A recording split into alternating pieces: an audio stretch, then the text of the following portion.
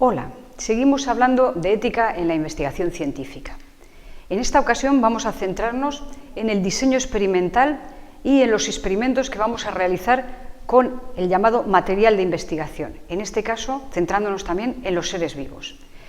Aquí de lo que se trata es de hablar no solamente de la corrección metodológica, sino de la competencia de los investigadores para llevar adelante los experimentos y del trato, específicamente de esto, del trato que vamos a dar al material de investigación. Repasemos brevemente el método científico para situarnos.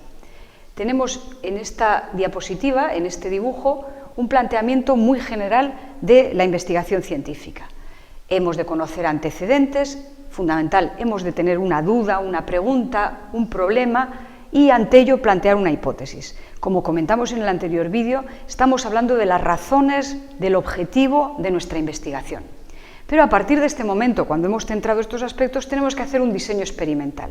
Es fundamental que ese diseño experimental sea técnicamente impecable, porque es una condición absolutamente necesaria para considerar válido, no solamente desde el punto de vista de la consecución científica de los datos que vamos a obtener, sino veremos también cómo vamos a tratar al sujeto de experimentación. Tiene estas dos facetas. La experimentación, la observación, va a requerir de un material. En el caso que nos ocupa, material que es ser vivo. Cuando obtengamos los resultados, hemos de discutirlos, hemos de volverlo a contrastar con lo que ya se conoce, hemos de evaluarlos y de ahí extraeremos unas conclusiones, que es lo que publicaremos y lo que daremos a conocer a la ciudadanía y a la comunidad científica. Esta será la tercera parte de este módulo en el que estamos trabajando. Volvemos, por lo tanto, a la pregunta ética en esta situación, en el planteamiento de la metodología. ¿Cómo debo diseñar los experimentos para poder alcanzar el objetivo de la investigación? Bien, ¿qué es lo correcto? ¿Qué es lo responsable en este caso? Pues tendré que tener en cuenta no solamente el diseño estadístico, el número, la cantidad de muestra, etcétera, etcétera, sino si estos van a ser seres humanos, sus muestras o sus datos, si voy a trabajar con animales o si voy a trabajar con agentes biológicos o con organismos genéticamente modificados. Por supuesto, también sería importante si lo que tengo que trabajar es con sustancias tóxicas, sustancias contaminantes, sustancias radiactivas, pero vamos a centrarnos en los seres vivos en este caso. Bien. Como hemos comentado en relación con el valor social, aquí hemos de hablar también de las evidencias de la historia. Las evidencias que la historia nos da sobre la cantidad de daño que hemos podido infligir tanto a los seres humanos como a los animales, como con el uso poco cuidadoso o el uso inadecuado de los agentes biológicos o los organismos genéticamente modificados. Podríamos hablar de cuestiones como la experiencia de los campos de concentración, la utilización de seres humanos en este caso, podríamos hablar de las grandes contaminaciones, de las llamadas matanzas indiscriminadas, incluso someter a ciertas especies a una posibilidad de padecer daños irreversibles o incluso en el caso de los simios y de animales dentro de la escala filogenética más arriba, donde hemos producido un daño evidente y un perjuicio que difícilmente se puede reparar. Todas estas cosas son evidencias de que puede hacerse daño en la experimentación científica porque el planteamiento del material de experimentación no prevé el suficiente cuidado y si es realmente necesario hacerlo así. Nuevamente nos encontramos ante la idea de que el saber, el poder y el deber deben ir juntos. No todo lo que queremos saber, no todo lo que podemos hacer, debemos hacerlo.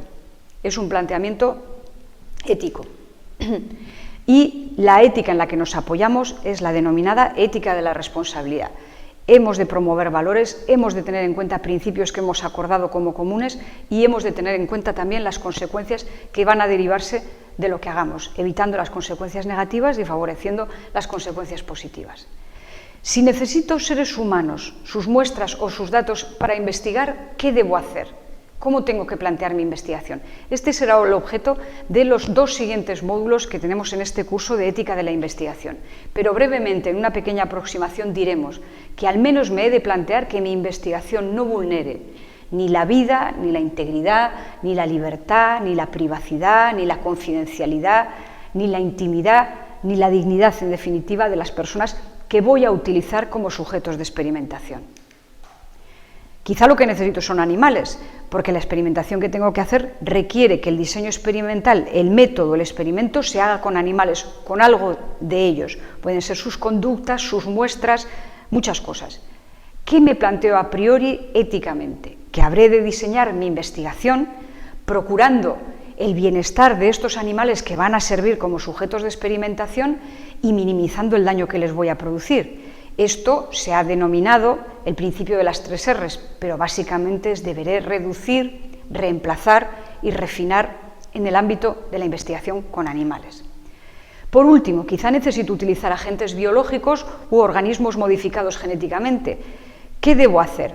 Aquí el daño que puedo hacer a una bacteria, a un virus, a un hongo, a un organismo genéticamente modificado, salvo que esté hablando de animales genéticamente modificados, que me tendría que remitir a lo anteriormente expresado, aquí principalmente mi investigación tiene que estar diseñada protegiendo la salud, tanto mía como la del equipo que esté conmigo, como de las personas que vayan a tener contacto con estos agentes biológicos que pueden ser patógenos, peligrosos, producir enfermedad. Tengo que evaluar, tener en cuenta, prever los riesgos a los que puedo someter al medio ambiente o a las personas, como digo, y prever y prevenir todos estos daños y estar dispuesto y ser capaz de repararlos inmediatamente en el caso que se produzcan por algún descuido o por algo que quizá pudiera ser inevitable. Todo esto no es algo que un investigador tenga que inventar cada vez que se va a poner a investigar. Todo esto está recogido pues, en códigos de buenas prácticas científicas, en protocolos de experimentación, los modelos experimentales, muchos de ellos ya muy desarrollados desde hace mucho tiempo y basados en evidencia, son útiles para saber qué es lo que puedo prever y lo que puedo ver venir. La capacitación de los investigadores es absolutamente necesaria. Entrar en un laboratorio, tratar con animales, hacer extracciones de sangre a personas, cualquier tipo de actividad, sin estar bien preparado, bien pertrechado, es ponerme en condición de cometer errores y hacer daños. Y tenemos también los comités de ética de investigación. En cualquiera de estos campos, como veremos en los próximos módulos, en el primer módulo, en los siguientes módulos veremos la experimentación con animales, la experimentación con humanos, como ya hemos dicho, la experimentación con agentes biológicos y organismos modificados. Y vemos que cada una de estas investigaciones, estos modelos de investigación, tienen comités de ética que pueden ayudar a evaluar y a mejorar el desarrollo, la previsión, la condición, incluso la supervisión durante la investigación y cuando la investigación ha terminado. Pues bien, todo esto que hemos dicho tiene que ver con un planteamiento ético que ha de hacerse el investigador cuando hace el diseño experimental. Y esto puede concretarse en una pregunta. ¿Está justificado utilizar personas, animales u otros seres vivos en la investigación que voy a comenzar? Y si esto es así, ¿cómo voy a tratarlos? Muchas gracias.